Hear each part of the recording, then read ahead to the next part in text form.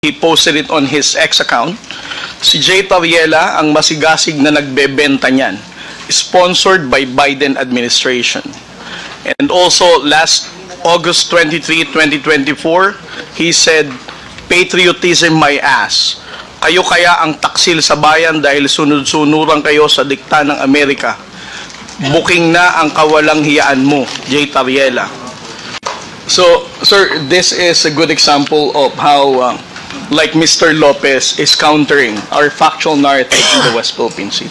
And this is the reason why we need to counter fake news purveyor like Mr. Mark Lopez spreading wrong information about our fight in the West Philippine Sea.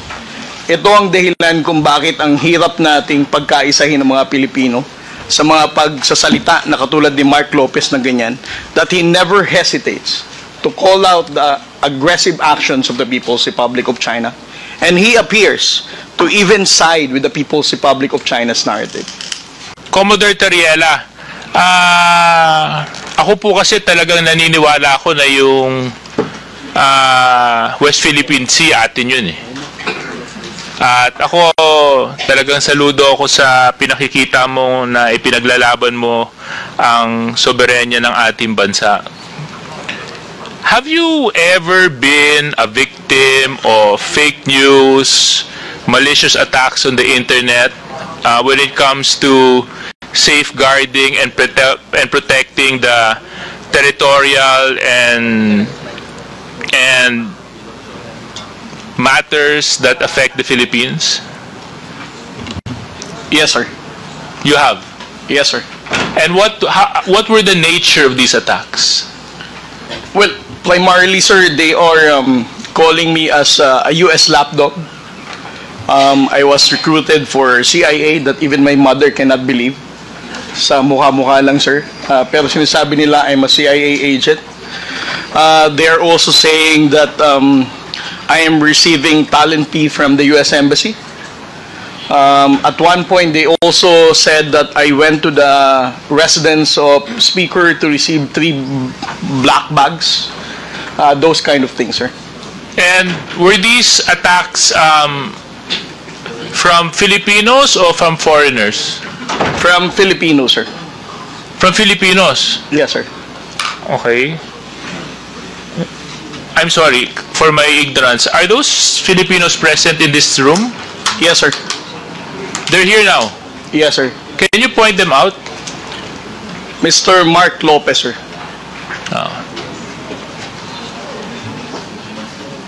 Mr. Mark Lopez. I can't seem to. Who is Mark Lopez? Oh, there. Okay.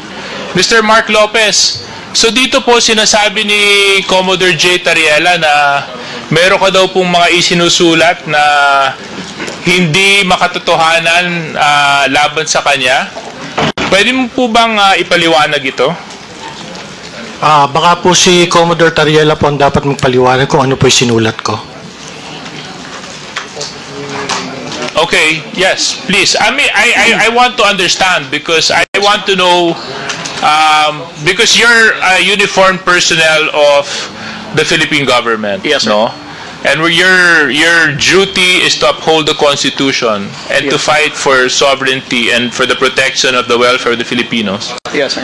So I want to know, because if he's a Filipino and he's attacking fellow Filipinos, medyo red flag po sa akin yon. So pwede po bang ma-share mo pa ang uri ng mga sinabi ni Mark Lopez laban po sa inyo?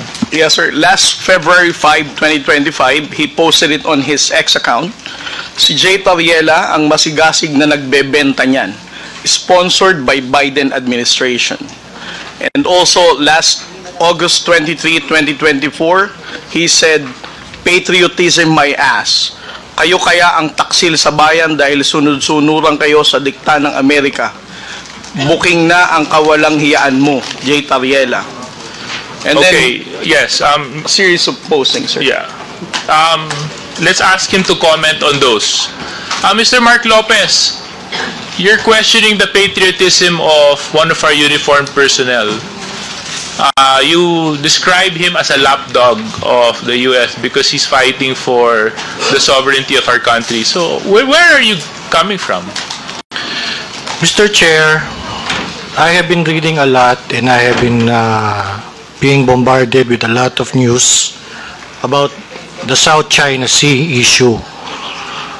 And among this news or information that I have been able to obtain is that the United States is using the Philippines to promote its agenda in the South China Sea.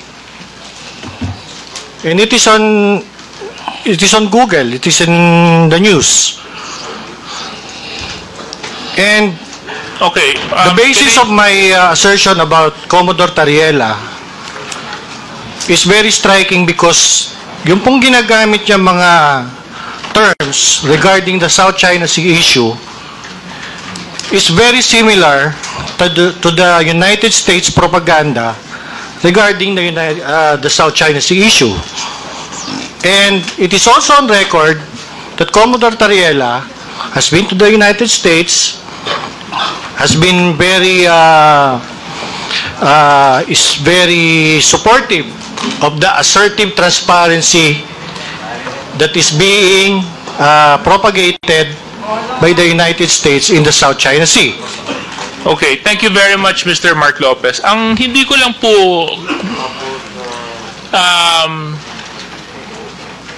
I'm trying to understand, no?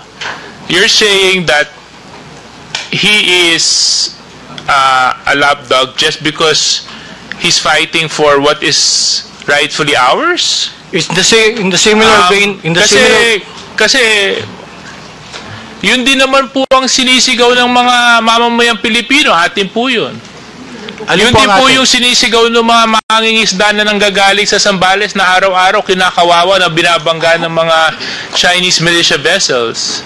Yun din naman po yung nararamdaman ng milyon-milyong Pilipino na yun po talaga ay para sa Pilipinas at pag may may-ari ng Pilipino. At ngayon po nakakalungkot, kanina nung ini-interpolate ni Kong Rog, pati yata yung Palawan, sinakop na rin ng China sa kanilang bagong press release.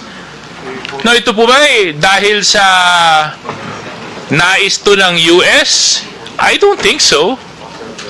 Mr. Chair, I think that's reckless. I'm not fighting for US interest when I'm fighting for what is Philippines, what is pro-Philippines, what is ours. I'm fighting for the Philippine interest only.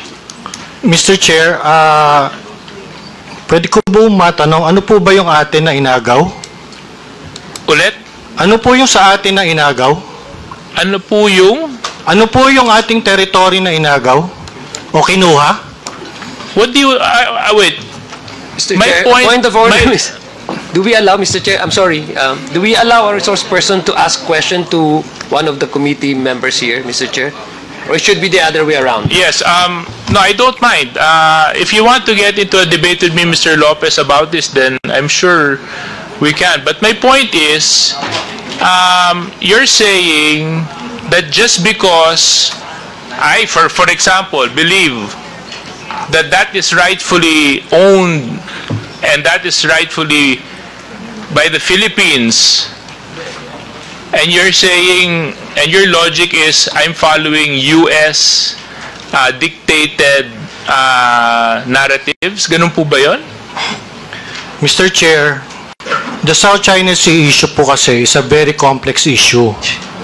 And ang nakakalungkot po kasi, ang Pilipinas po ang ginagamit because of our strategic location.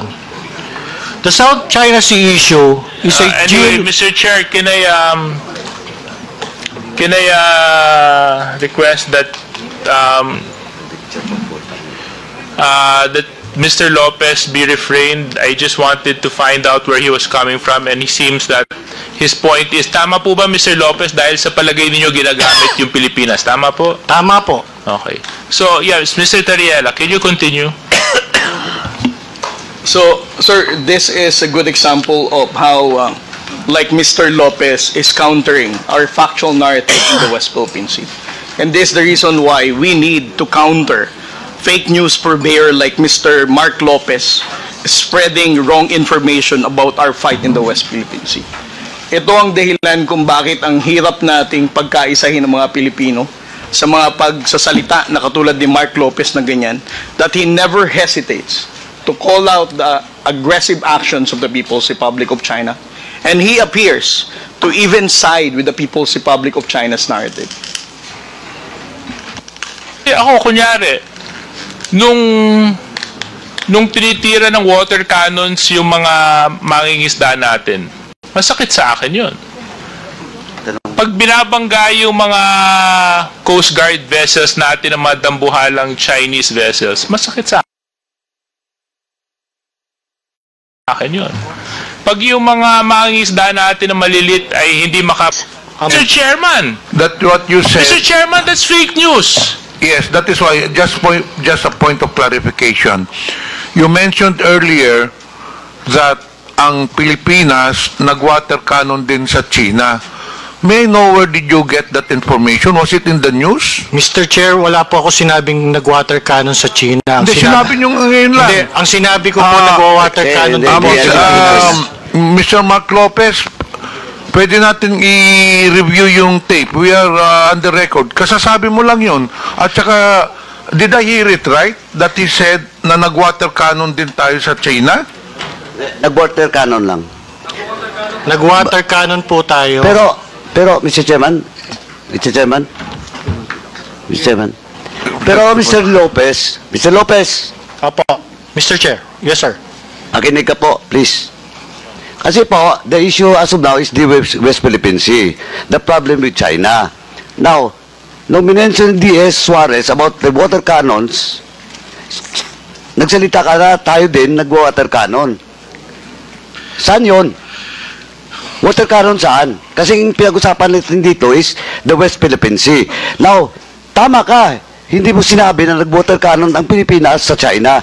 But ang pinag-usapan natin dito is all about the West Philippine Sea. Now, ano yung sinasabi mong water cannon?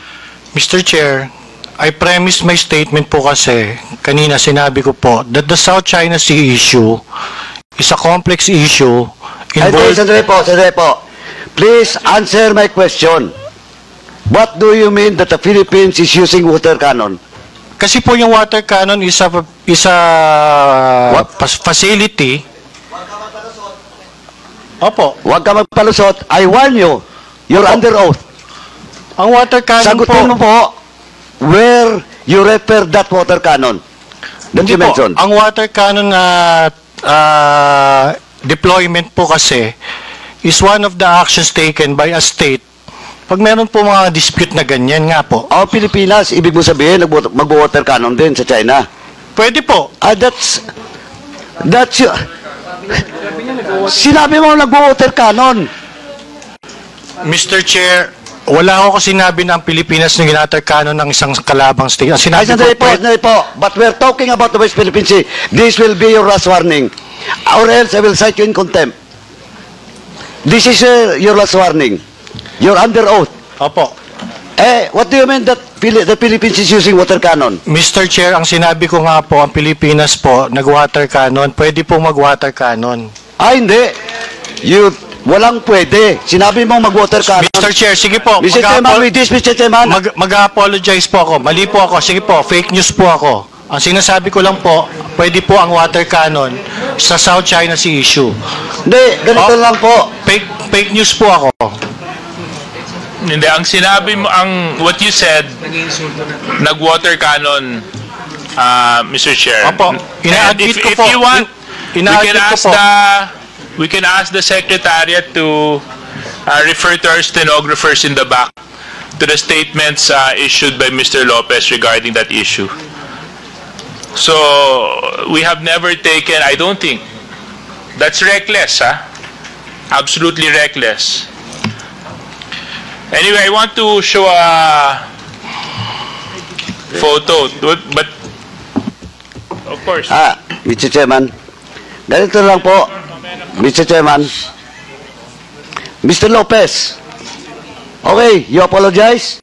Opo, I But this- apologize po. Yeah, thank you for that apology. Now, this will be your last warning.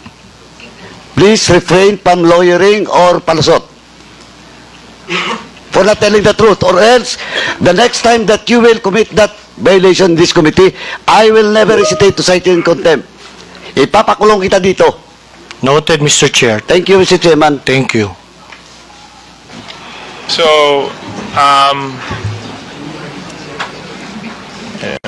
I find it a little bit disturbing na, coming from a Filipino na,